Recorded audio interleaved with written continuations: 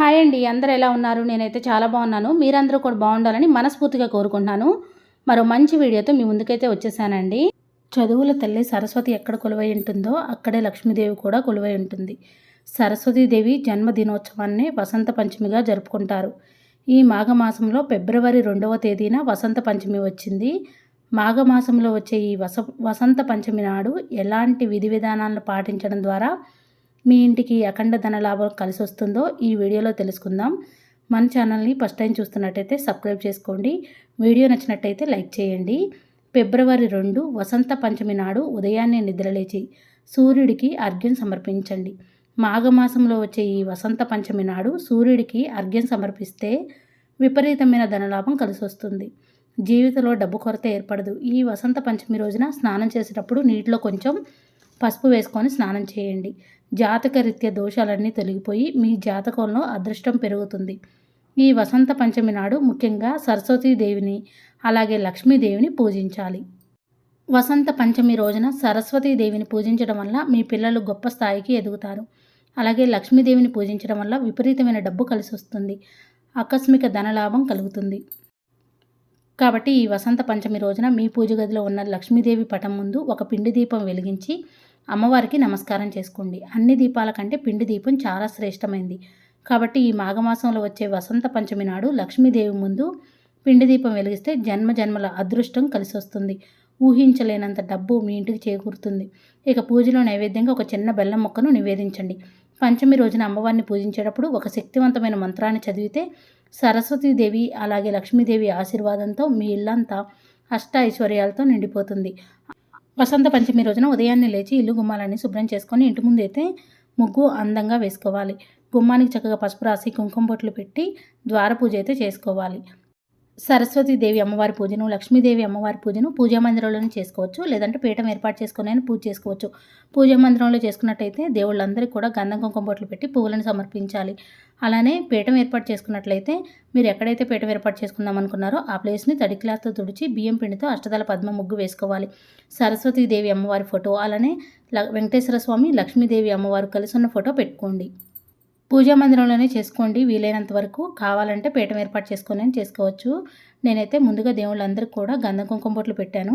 తర్వాత అమ్మవారి దగ్గర అయితే నేను ఒక బౌల్లో పసుపు ఇంకొక బౌల్లో కుంకుమ పెట్టుకున్నాను. బౌల్లో పసుపు కుంకుమ పెట్టుకోవడం వల్ల మనం నిండు నూరేళ్ళు కూడా సుఖ సంతోషాలతో సౌభాగ్యంతో ఉంటాం.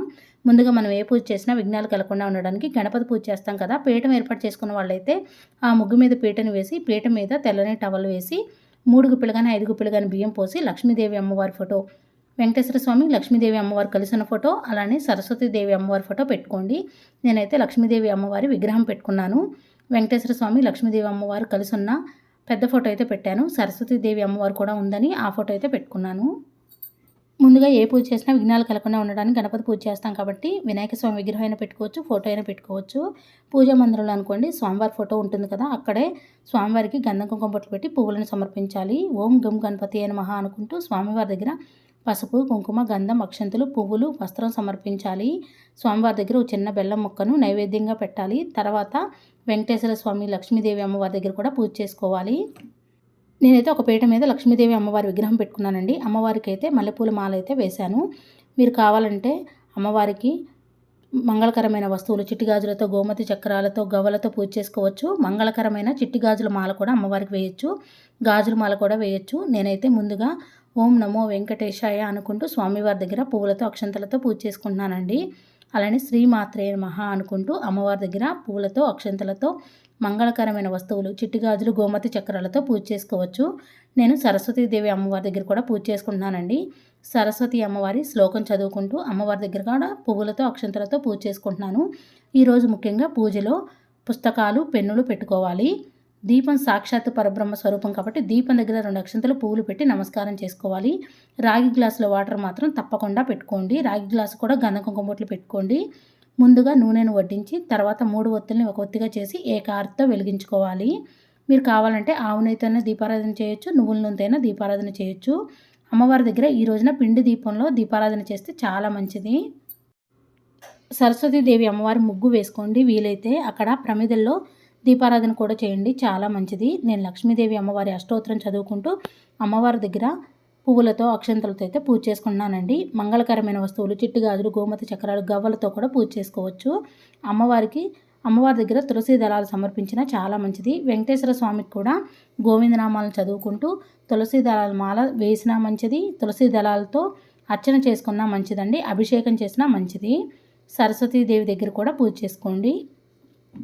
సరస్వతీదేవి అమ్మవారి దగ్గర పుస్తకాలు, పెన్నులు పెట్టుకోండి.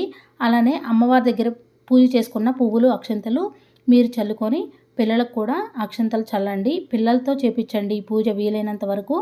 పిల్లలు చేయకపోతే పిల్లల్ని పక్కన కూర్చోబెట్టుకొని పెద్దవాళ్ళైనా చేయొచ్చు. వెంకటేశ్వర స్వామి దగ్గర, లక్ష్మీదేవి అమ్మవారి దగ్గర, సరస్వతీదేవి అమ్మవారి దగ్గర పూజ చేసుకున్న తర్వాత ప్రసాదంగా పండు కానీ, బెల్లం ముక్క కానీ, పరమాన్నం కానీ పెట్టచ్చు. పుస్తకాలు అయితే తప్పకుండా పెట్టుకోండి. పెన్సిళ్ళు, పెన్నులు, పుస్తకాలు.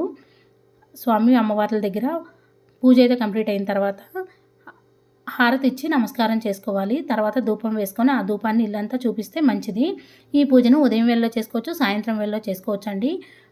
సాయంత్రం వేళలో చేసుకున్నా సరే గుడికి వెళ్ళి మాత్రం సరస్వతీదేవి అమ్మవారి దగ్గర నమస్కారం చేసుకోండి, చాలా మంచిది. అమ్మవారి దర్శనం తప్పకుండా చేసుకోండి. పిల్లల్ని కూడా గుడికి తీసుకెళ్ళండి, చాలా చాలా మంచిది. వసంత పంచమి రోజున పిల్లలకి అక్షరాభ్యాసం చేపిస్తే చాలా మంచిది. వసంత పంచమి రోజున ఇంట్లో ఈ విధంగా సింపుల్గా పూజ చేసుకుంటే మన పిల్లలకి చాలా మంచి జరుగుతుంది. మీ పిల్లలు బాగా చదివి జీవితంలో గొప్పగా ఎదగాలంటే మీ పిల్లల పుస్తకాలను అమ్మవారి పటం ముందు పెట్టి అమ్మవారికి నమస్కారం చేసుకోండి. విద్యలో మంచి ర్యాంకులు సాధిస్తారు, జీవితంలో మంచిగా ఎదుగుతారు. ఈ రోజున పిల్లలతో ఓం సరస్వతీదేవి అయిన మహా అనుకుంటూ అమ్మవారి దగ్గర పువ్వులతో, అక్షంతలతో పూజ చేపించండి. అలానే సరస్వతీదేవి అమ్మవారి శ్లోకాలు ఉంటాయి కదండి, ఆ శ్లోకాలను కూడా పిల్లలతో చదివించండి, చాలా మంచిది. మీ ఇంటి ప్రధాన ద్వారం పైన గంధంతో స్వస్తిక్ గుర్తును గీయండి. ఏ ఇంటి ముందైతే స్వస్తిక్ గుర్తు ఉంటుందో అలాంటి ఇళ్లలో లక్ష్మీదేవి స్థిర నివాసం ఉంటుంది. మీ ఇంటికి ఏదో ఒక విధంగా డబ్బు వస్తూనే ఉంటుంది. అప్పుల సమస్యలతో బాధపడేవారు, డబ్బు సమస్యలతో ఇబ్బంది పడేవారు ఈ వసంత పంచమి రోజున 2 లవంగాలను ఒక కాగితంలో చుట్టి మీ పర్సులో కానీ మీ జేబులో కానీ పెట్టుకోండి. పంచమి రోజున ఇలా చేస్తే ఆర్థికంగా మీకు కలిసి వస్తుంది. మామూలుగా పంచమి రోజున లక్ష్మీదేవి అమ్మవారిని పూజిస్తే అమ్మవారి అనుగ్రహం మనకు తప్పకుండా కలుగుతుంది. అప్పుల సమస్యలన్నీ క్రమక్రమంగా తీరిపోతాయి. అలాగే ఒక గిన్నెలో 5 లవంగాలు, 5 యాలకులు, 2 కర్పూర బిళ్ళలు వేసి కాల్చండి. వీటి నుండి వచ్చే పొగను మీ ఇల్లంతా వేయండి. ఇలా చేయడం ద్వారా సంపదకు దేవత అయిన లక్ష్మీదేవి మీ ఇంట్లో తిష్ట వేసుకొని కూర్చుంటుంది.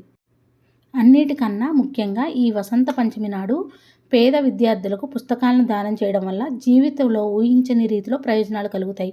పేద విద్యార్థులకు లేదా బ్రాహ్మణ విద్యార్థులకు డబ్బులను దానం చేయండి. దీనివల్ల మీ జీవితంలో డబ్బుకు లోటు ఉండదు. ఆర్థిక సమస్యల నుంచి త్వరగా బయటపడతారు. ముఖ్యంగా ఈ వసంత పంచమి రోజున పసుపు రంగు వస్త్రాలను వేసుకుంటే చాలా మంచిది. పంచమి రోజున పసుపు రంగు వస్త్రాలను ధరిస్తే అమ్మవారి అనుగ్రహంతో జన్మల అదృష్టం వరిస్తుంది. మీ ఇంట్లో పుష్కలంగా డబ్బు ఉండాలంటే ఈ వసంత పంచమి రోజున మీ పూజ గదిలో ఉన్న లక్ష్మీదేవి పటం ముందు 5 తమలపాకులను పెట్టి లక్ష్మీదేవికి నమస్కారం చేసుకోండి. తర్వాత ఈ తమలపాకులను తీసి మీ బీరువాలో పెట్టుకోండి, చాలా మంచిది.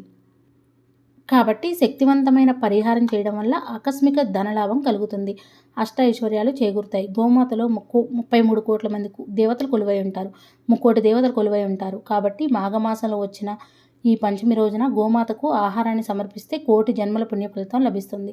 సకల దేవతల ఆశీర్వాదం మీ ఇంటిపై ఉంటుంది. పంచమి రోజున గోవును పూజిస్తే మీ ఇంటి సంపద రెట్టింపు అవుతుంది.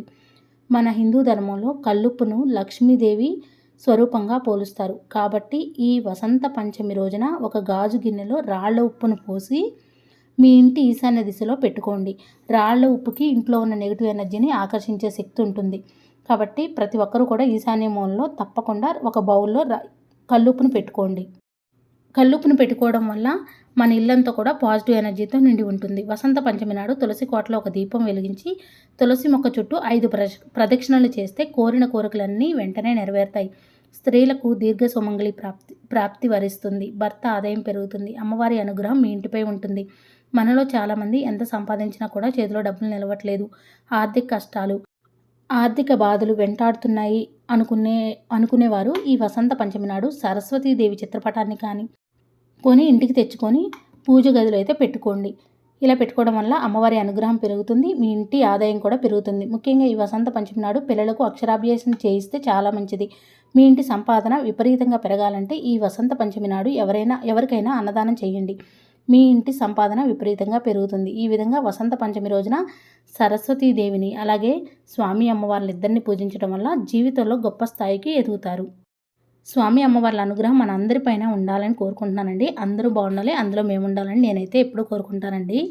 నా ఈ వీడియో మీకు నచ్చిందని అనుకుంటున్నాను. నా వీడియో నచ్చితే ప్లీజ్ లైక్ చేయండి, షేర్ చేయండి, కామెంట్ చేయండి ఫ్రెండ్స్. కొత్తవారు ఎవరైనా మన ఛానల్ చూస్తున్నట్టయితే సబ్స్క్రైబ్ చేసుకోండి. Thank you for watching. Bye అండి.